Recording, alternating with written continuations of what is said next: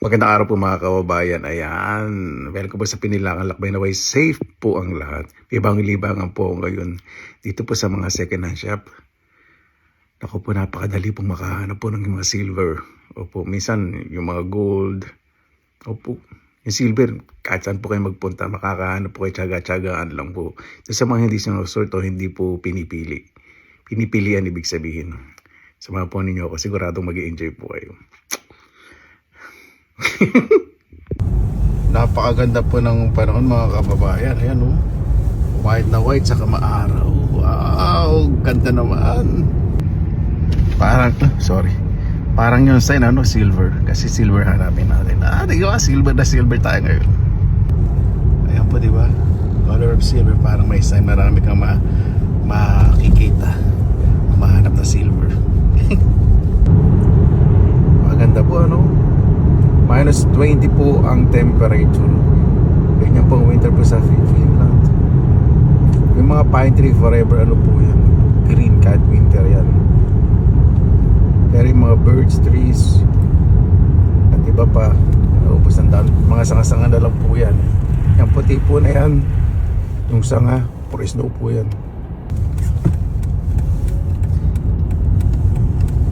Naalala ko po tuloy, total nakaraan na po ang Pasko.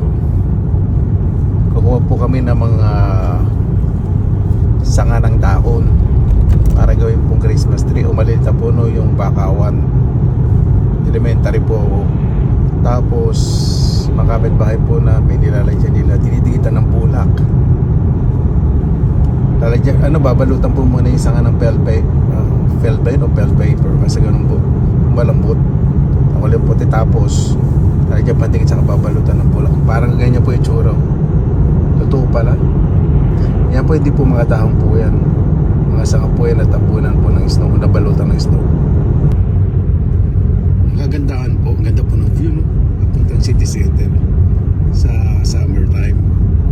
Binabalance po nila nature saka mga infrastructure. So may mga buildings, may mga island po dyan, mga islets sa mga kalsada, may mga talim po. Makikita nyo po yung mga puti po na yun yung mga puno yun, binabalanse po talaga nila rito. Ang pangunahing kabuhayan po kasi dito sa Finland, forestry, yung kagubatan po, lalo ng mga puno, binabalanse po nila, kaya napaka taas po ng respeto po nila sa nature. Ayan po, dito na po ako.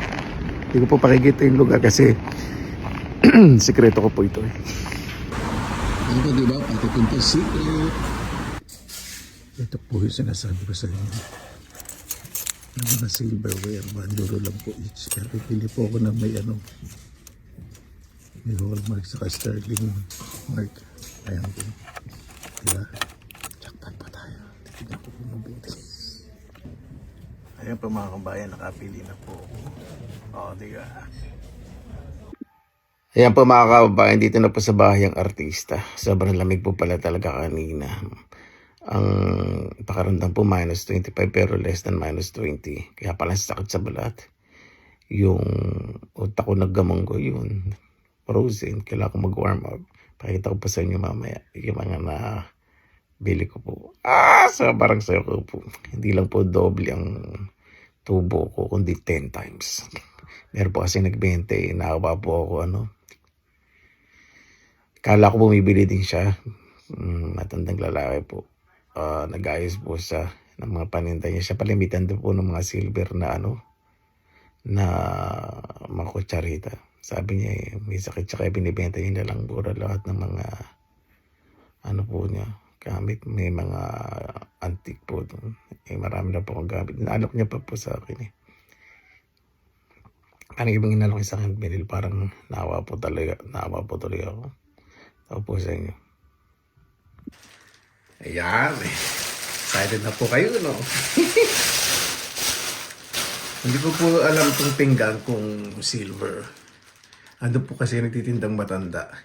Binigyan niya lang po sa akin ito ng €1. Pero, itong isa ito. Pakita ko po sa inyo na very proud ako.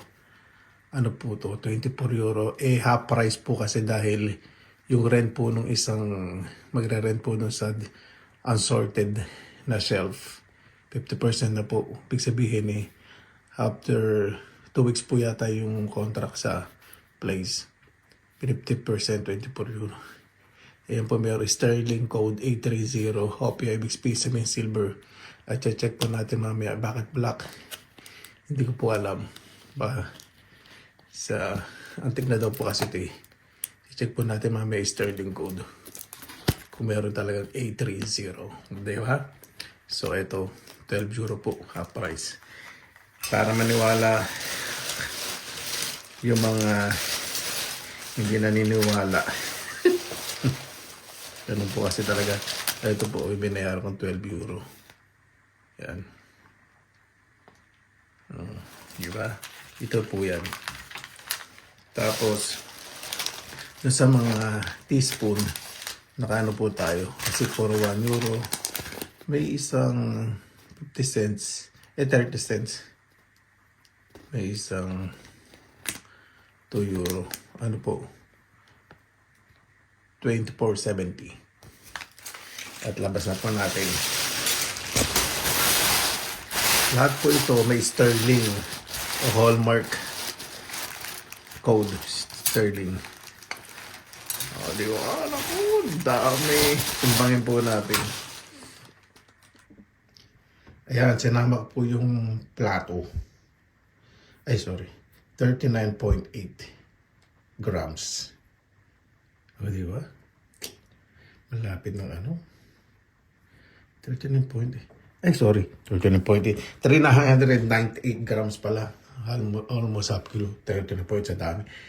398. No. So, okay na lang po mag-compute kung magkano po yung palagay niya na sa 150 pesos yung average. 3 times mo yun sa 398. O, di ba? Hindi ko po sinama to kasi ba calculation po nito. So, roughly estimated po kasama po ito 60,000.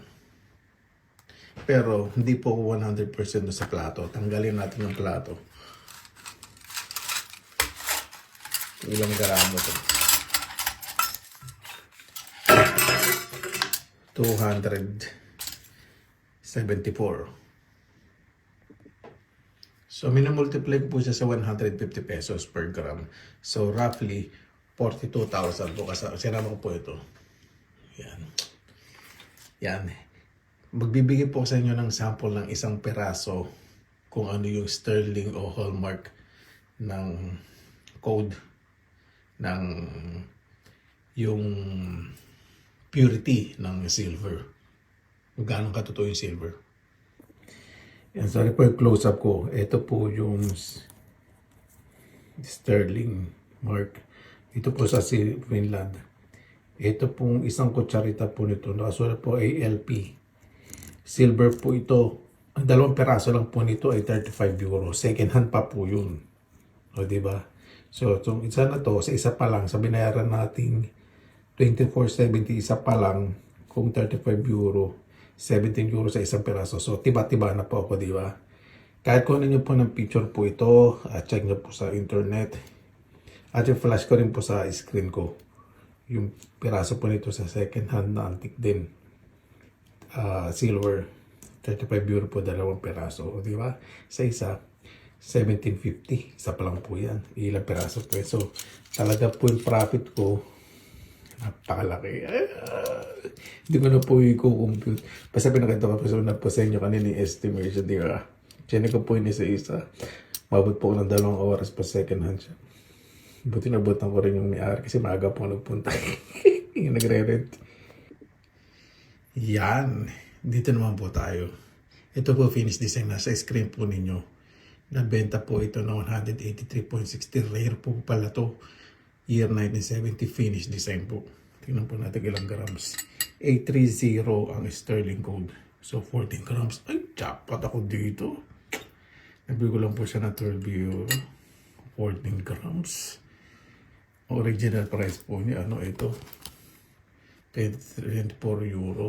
Half price po dahil 2 weeks na po tapos na yung contract mo magre-rent so 50%. Naka-display po yan sa glass displayer. Kasama po yung sa 110. Kasi kapag unsorted po, kapag gusto niya nang ilagay yung mga valuable items sa glass displayer, lalagay po. Tapos, pagtapos matatapos na yung contract nila sa pag-rent, discount nila. 1978-30 sterling code po. Nabenta ng $183. Rare po yan, 14 grams. Imagine yung po ninyo, jackpot po. So, sa ginastos natin sa €25 sa lahat ng silver na nabili natin na spoon. Calculate. Dito pa lang po sa isa. Bawing-bawi na po ako, di ba? Jackpot. Grabe. Sobrang sayaw po na ako. Hanggang hindi ako naka 10 kilo ng mga silver na titig. May pangatlong beses ko pa lang po ito nagsisilver gold hunting. Ito po napapala ko, di ba? Sobrang fulfilling po talaga. Ibang klase po talaga dito sa Finland. Kahit saan second hand shop, may mabibili po talaga itong mga mura.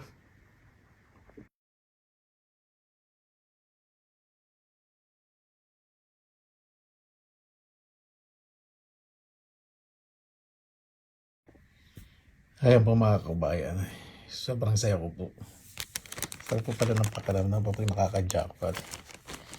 Tatabi ko po yan. Dito po sa Finland po talaga. Tsaga-tsaga. Pero sa second hand shop, hindi po kayo masisiro. Makahanap po ng silver. Kasi iba, yung mga display, hindi po talaga nila alam. Dahil yung mga hallmark or sterling code. Ako hindi ko po alam kailan lang po natuto eh. May nagsasabi po sa akin dito kung ano yung mga dapat i-check. Pero dito naman po, hindi naman ako 100% na lahat po talaga silver. Pero may mga hallmark codes. Kasi pag sinesearch ko, iba-ibang suggestion. May sinasabi white gold, may silver, iba-iba. Kaya, masakasakali, kapag nag-hit ako sa buhay, excuse me, ano po, siyempre, ipapa-price ko po yan. Pero, meron po dyan talagang ang mga 30% ano talaga namang silver. Di ay nako. Pero ibig sabihin sana check ko po yan 30% na talagang yung hallmark ay 100% po sa internet, pati yung design. Pero iba kasi sobrang tatandaan na po kasi sobrang antik na po itong mga to eh.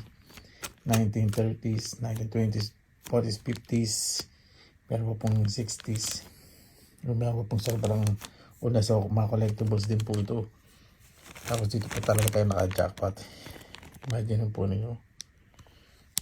24 euro. Tapos naging 50%, naging 12 euro. Naging kasi sinasama ko. Masakasaling uwi ako sa Pilipinas. Meron ako na talaga nabili ko second hand shop. Kasi nagre-reflect ng sa barcode. May barcode po yun eh. Sa mga resibo nila. So, ibig sabihin, reflect talaga yung binenta. So, ito, kasi second hand shop, siyempre binenta lang po nila ng 24 euro base sa gramo ng ginto. Pero, designer po ito, rare. Kaya nabenta po sa online ng $183. Diba? Rare design. 1970s. Kaya, yung ginastos ko po, sobrang dami kong tubo. Magpapahinga po muna ako sa masusunod na araw. Sa masusunod na araw lang po ulit tayo mag-hunting. Ano ko po ito eh, pang third time. Ngayon lang po sa Facebook nag-post po ng ito dahil pure silver. Ano po tayong hunting. Huwag po muna gold kasi wala po tayong nakitang gold. Yun. Ay, may post nga pala akong picture. May nakita po sa second shop na Chanel na hikaw. Ang amount po niya nasa 60 euro. Ano po yung naka-display. Authentic po.